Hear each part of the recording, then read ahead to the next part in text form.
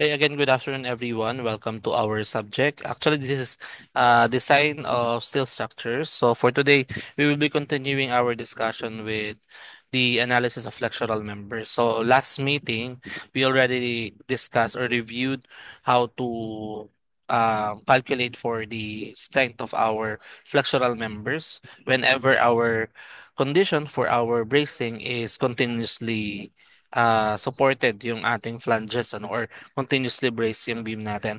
So for today, we will still be analyzing our flexural members. But right now, ang pinaka-focus natin would be discretely braced na siya. No? So hindi na all throughout nung length natin, meron siyang bracing. So certain parts or certain portions, identified portions ng length natin are supported by bracing. So may kailangan tayong i-calculate na modifier for our moment.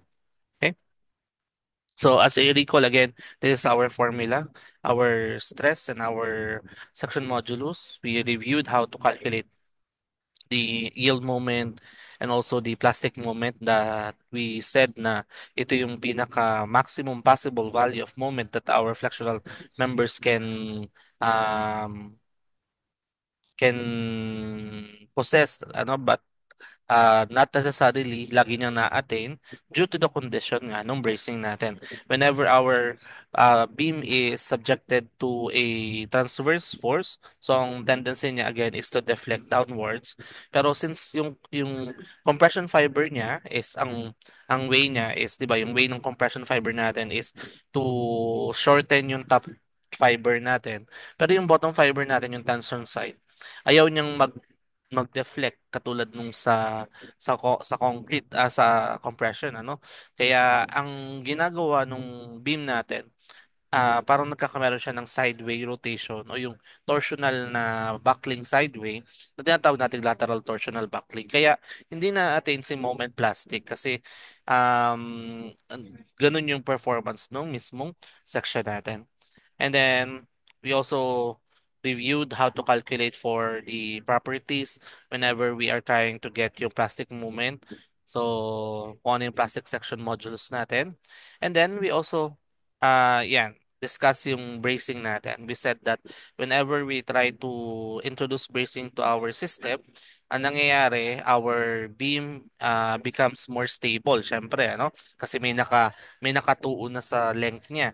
And sabi natin yung distance between bracing to bracing, tinatawag natin as unbraced length. And dito sa unbraced length na to, dito natin ma-determine kung ano yung capacity ng moment natin. Kasi whenever our beam is subjected to a loading, may depende sa length depende sa unbraced length niya yung magiging value ng moment capacity natin. And when we say na yung unbraced length natin is varying all throughout do sa length natin, makikita natin na once na mas malayo yung bracing natin, mas mahina yung moment capacity na na-produce natin kasi um, di ba pag halimbawa masyadong mahaba na yung beam natin na walang nakasupport sa kanya, mas lesser load yung kanya niyang i-carry. No? So yung kaya niyang moment capacity na i-provide with our loadings is decreases din. So, kaya nakalagay dito, as LB decreases o as yung bracing natin becomes smaller yung spacing niya together, our capacity increases. So, vice versa, if LB increases, capacity decreases also. So, hindi na siya mag-equal do sa moment plastic natin. Nababawasan na yung capacity natin. So, ito yung condition natin for continuously braced beam. Sabi natin, pwede natin siyang ma-observe whenever we try to introduce yung steel decking natin. So, we try to install yung steel deck sa top ng flanges natin by introducing shear studs dun sa flanges natin para maging one unit siya. So, kung one unit na siya with the beam, yung mismong slab natin, yung action niya all throughout, merong nagre-resist nung sideway movement niya. Kaya, um, sabi natin, continuously braced na siya. Okay? Then we also discuss yung mga limit state natin.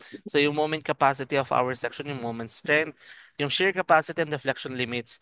I have a separate video for this, which will be uploaded in our Neo, which is based on actually formula lang po yung value ng shear capacity and deflection limits. Kaya more on understanding how to use yung conditions of the formula, yung pagdating sa shear and sa deflection, ano? Kaya ang pinaka-concern natin ngayon is yung moment capacity. So, I will give you the task to review na lang yung shear and deflection capacities based on the lecture that I have already recorded also dun sa limit state na yun. Okay? And then we did this procedure for the analysis of the continuously braced beam. So same lang din naman yung gagawin natin. First is of course to determine yung property sections natin. And then yung mga ano niya, no? Um, physical properties na section properties like yung inertia, yung section modulus, plastic section modulus, yung radius of gyration. So lahat yon. And then we calculate yung factored moment. So we need to determine what is the loading that we need to resist, ano, para masabi natin kung how efficient our section is or uh, so that we know if our section can carry yung given loading, ano. So once we calculated the maximum moment, we check for compactness nung section natin, yung web and flanges natin, so that we can determine what part of the code yung gagamitin natin equation. And ito yung mga condition niya, no? If compact flange and web siya, use F2 equation, non-compact, compact web, F3, compact, non-compact flange, slender web, equation 5, ano? So, ito yung ano niya, no? Classification niya as compact, non-compact, or slender based on the width and thickness ratio of our unstiffened elements, um, yung flange natin and yung webs natin. Okay? So we just determine yung limit na to, and whenever that limit is exceeding or kung saan mo mag-fall under yung mismong width to thickness ratio natin, ito yung susundin natin na guide, ano? And also for for our reference, I already given you this code so that you know how to apply yung mga formulas natin. Okay? So in summary, ito yung mga iba't ibang combinations na pwedeng mangyari when checking for compactness. And ito yung equation na gagamitan whenever these cases arises. Ano? So, depende na lang kayo dito. Pero when talking about beams, usually compact naman yung section natin. Pero we still need to check. Okay?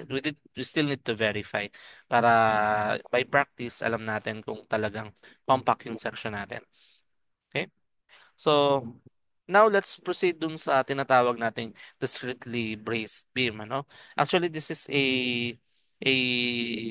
a video, ano, showing how lateral torsional buckling works, okay?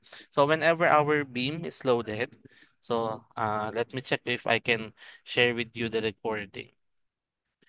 Whenever our beam is loaded transversely, sabi nga natin ang kanyang performance o yung kanyang gusto niyang mangyari is wait lang is to move sideways.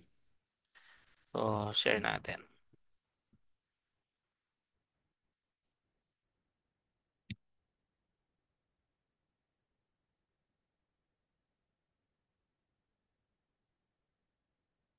Okay, so can you see now a video player? Okay, so hopefully you can see it right now. So pag binlay natin, so once we apply transverse loading sa beam natin, as you can see, it deflects downward pero medyo nagtitwist siya sideway, ano? Sabi nga natin kasi yung tension fiber natin sa ilalim, ayaw niyang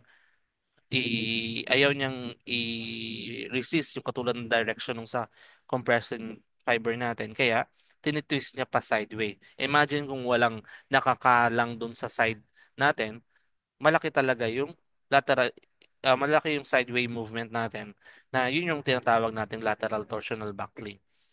Okay? We have another video showing that performance or that, wait lang.